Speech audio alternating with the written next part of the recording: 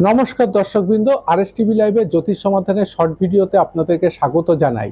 দর্শকবৃন্দ, আপনারা জানেন আমি প্রত্যেকটি শর্ট ভিডিওতে আমার চেম্বারে আসা বিভিন্ন জাতক জাতিকার হরোস্কোপ নিয়ে টুকটাক আলোচনা করি। আজকে যে জাতকের হরোস্কোপ নিয়ে আলোচনা করব সে একটি পুরুষ বা মেল এবং পেশায় ডাক্তার এবং কিছুটা হলেও আমার খুব ভালো বন্ধু। তো এই ডাক্তারবাবু বা আমার বন্ধু ডাক্তার, ইনার হরোস্কোপ নিয়ে আপনার সাথে আলোচনা করব। এর হচ্ছে মেষ লগ্ন এবং মীন রাশি। মেষ লগ্ন, মীন রাশি। লগ্ন অধিপতি মঙ্গল ষষ্ঠে অবস্থিত, অর্থাৎ কন্যাতে অবস্থিত। মেষ লগ্ন লগ্নের ষষ্ঠ কন্যায় অবস্থিত, কন্যায়। এবার দেখা যাচ্ছে এই জাতকের এই যে ডাক্তারবাবু, এই জাতকের হরোস্কোপটা পুরো কালসর্পের দোষে দূষিত। কালসর্প মানে রাহু এবং কেতুর 180 ডিগ্রিতে সমস্ত গ্রহ রয়েছে এবং তার 180 ডিগ্রির মধ্যে কোনো গ্রহ নেই। তো এই যে মেষ লগ্ন বা মীন রাশি, লগ্নের দ্বাদশে চলে গেছে রাশি, দ্বাদশে চলে গেছে একদম চন্দ্র মানে রাশি। তাহলে এর মনটা সবসময় চঞ্চল থাকবে, মনের মধ্যে একটা সবসময় একটা দুশ্চিন্তা থাকবে। এবং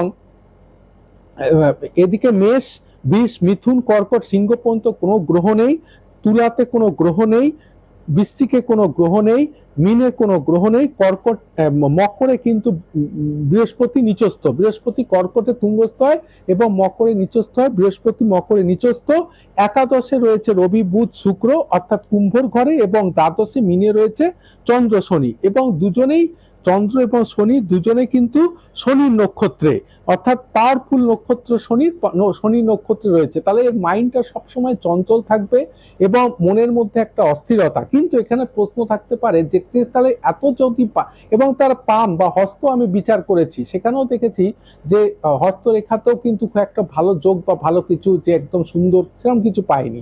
তো এই ক্ষেত্রে তাহলে বোঝা যাচ্ছে যে সে ডাক্তার হলো কি করে। আমারও মনে একটা প্রশ্ন ছিল বাদ দিয়ে। আমি যখন খুব ভালো করে নিখুঁতভাবে বিচার করলাম, দেখলাম লগ্নের ষষ্ঠে মঙ্গল কিন্তু রক্তের কারক, মঙ্গল ডাক্তার হতে সাহায্য করে। ষষ্ঠ হচ্ছে কম্পিটিশনের জায়গা, লড়ার জায়গা। এনার কিন্তু ষষ্ঠে রাহু মঙ্গল শত্রুকে দমন করবে এবং মঙ্গল রয়েছে উত্তর ফাল্গুনী নক্ষত্র, রবির নক্ষত্র, রবি মঙ্গল একসাথে হয়ে গেল। ইনি একটু ভালো মেডিকেল করে চাকরি করতেন, চাকরি থেকে ছেড়ে এখন নিজে বিভিন্ন জায়গায় চেম্বার করছেন। কিন্তু এনার একটা জিনিস আমি বিচার করে দেখলাম যে ইনি স্ট্রাগল করবেন, লড়বেন, কিন্তু কখনো সুনাম যে ডাক্তারি প্রফেশনে পাবেন সেরকম না। যাই হোক, এরকম ক্ষেত্রে তাকে আমি কিছু প্রতিকার দিয়েছি। এরাও